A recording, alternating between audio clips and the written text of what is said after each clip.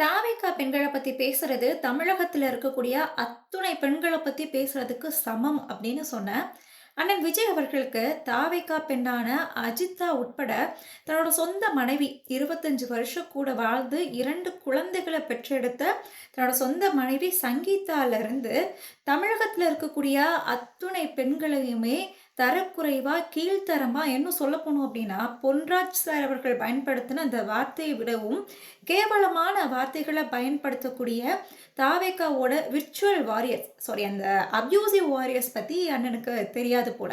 சரியா அதுதான் விடுங்க. உங்கள பத்தியே, அண்ணன பத்தியே விஜய் வந்து த்ரிஷாவோட வீட்ல இருந்து வெளிய வரட்டும் அப்படின்னு நயினார் நாகேந்திரன் அவர்கள் சொன்னது அண்ணனுக்கு தெரியல போல. சி.வி. சண்முகம் அதாவது எம்பி அதிமுகவோட எம்பி தன்னோட கூட நடிச்ச சக நடிகை பத்தி தரக்குறைவா பேசும்போது அண்ணனுக்கு தெரியல.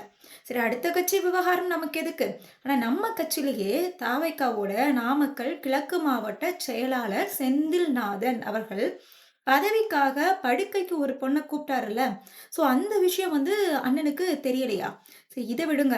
விஜய் மக்கள் மன்றம் திருச்சியோட மாவட்ட செயலாளர் ஸ்பா நடத்துறேன் அப்படிங்கிற பேர்ல பாலியல் தொழில் செஞ்சுட்டு வந்தாரே, இந்த விஷயமாச்சும் அண்ணனுக்கு தெரியுமா? இது எல்லாமே விடுங்க பழைய கதை. இப்போ விஜய் அண்ணனோட ஃபோட்டோ எடுத்து தரேன் அப்படின்னு சொல்லி சின்ன சின்ன பொண்ணுங்கள ஏமாத்தி அவங்கள நாசமாக்குனது மட்டும் பத்தாதுன்னு சொல்லிக்கிட்டு, அந்த ஃபோட்டோ வேற நான் எடுத்து வச்சிருக்கேன் அப்படின்னு பெருமையா பேசியிருக்காரு. இந்த விஷயமாச்சும் அண்ணன் காதுக்கு போச்சா? அப்படியே ஒரு விஷயம் வந்து வெளிய வந்து போலீஸ் கைது பண்ணா கூட 1 வாரம் ஒரே 1 வாரம் மக்கள் பேசுவாங்க. அதுக்கப்புறம் மறந்துருவாங்க அப்படின்னு சொல்லக்கூடிய இந்த ஆணவம். பெண்கள வந்து எவ்வளவு இழிவா நடத்துறாங்க தாவேக்காவினர் அப்படிங்கிறதுக்கு ஒரு சாட்சி.